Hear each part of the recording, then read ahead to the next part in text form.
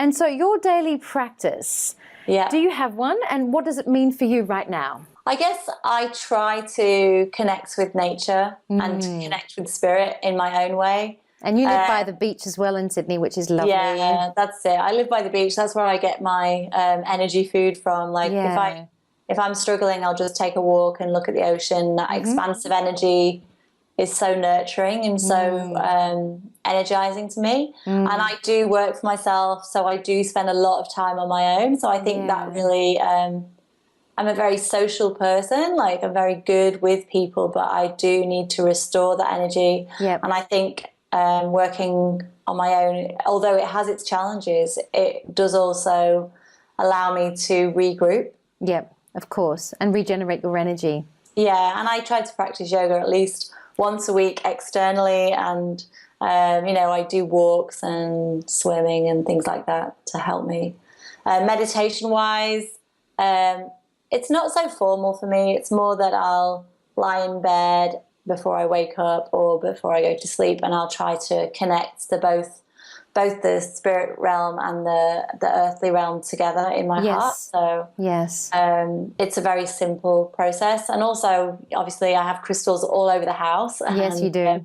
I wear certain jewelry for certain days where I'm feeling different challenges because I have it all here. So you were wearing your mala previously, but we had to get you to take it off because the clinkety clack was getting hard to edit. Do you want to hold it up so that we can have a look at your beautiful so this is work? our balancing mala. This is probably the most popular mala we have, which is relevant to the whole Kundalini yoga scene. That's right. He's very cute, like 108 colourful stones. Yes. But we have lots of different pieces. Like, I was wearing another piece just to match my solar plexus energy today, my solar plexus bracelet.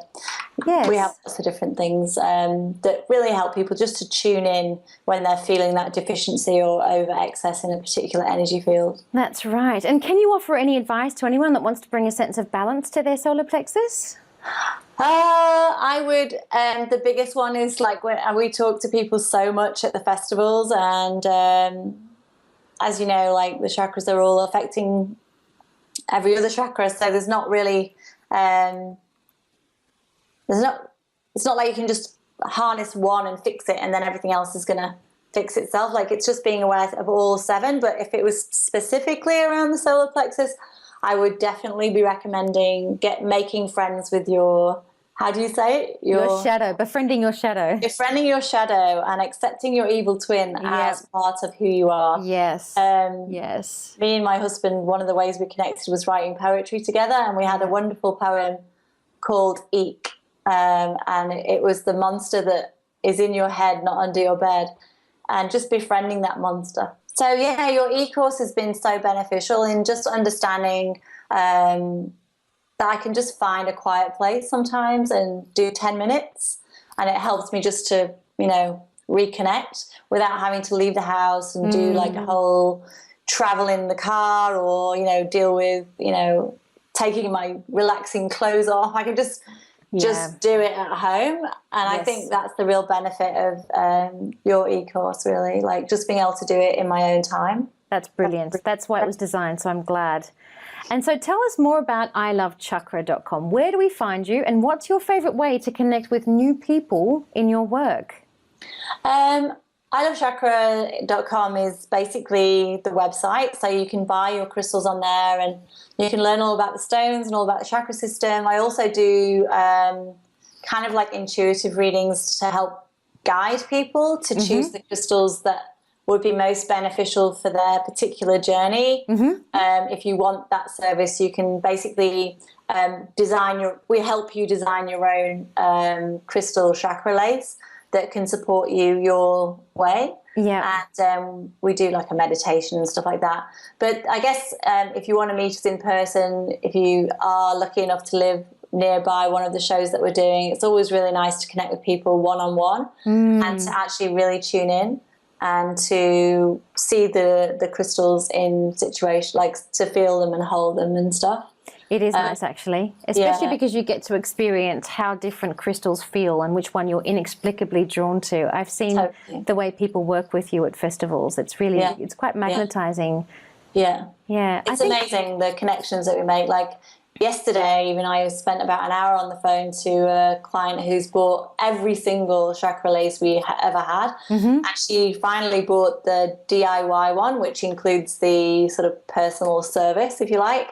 And it was just so amazing. The stories, the gratitude that I have really to be able to reach people in this way and to help them see themselves as their own healer, if you like. Yes. Because I believe that we're actually a lot more intuitive than we've been led to believe.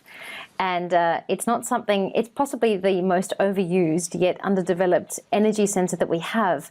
Because for the most part, we have gadgets that tell us how to do things and for how long to do them for, whether it's GPS or a recipe. And we forget that if we close our eyes and go inside, we do have the answers. We've got to find that switch to turn them on. And that's what I love about you and how you work with crystals. Yeah, it's very intuitive. It's not, I just think it's kind of, I don't think it's a rational modality. It's a intuitive one.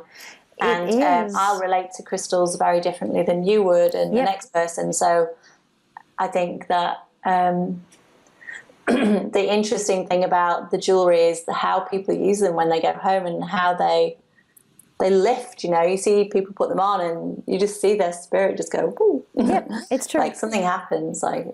It's true. intangible, really. You're absolutely right. And I love that you've built a very thriving and incredibly successful business based on your intuition, based on your gut instinct. And, having that ability to back yourself is really inspirational. Thank you so much for sharing your story with us today. Lovely to hang out for a while, Patty, anytime. Yeah, hey, thank you, lovely. Lots of love, and I'll speak to you soon. Bye, darling.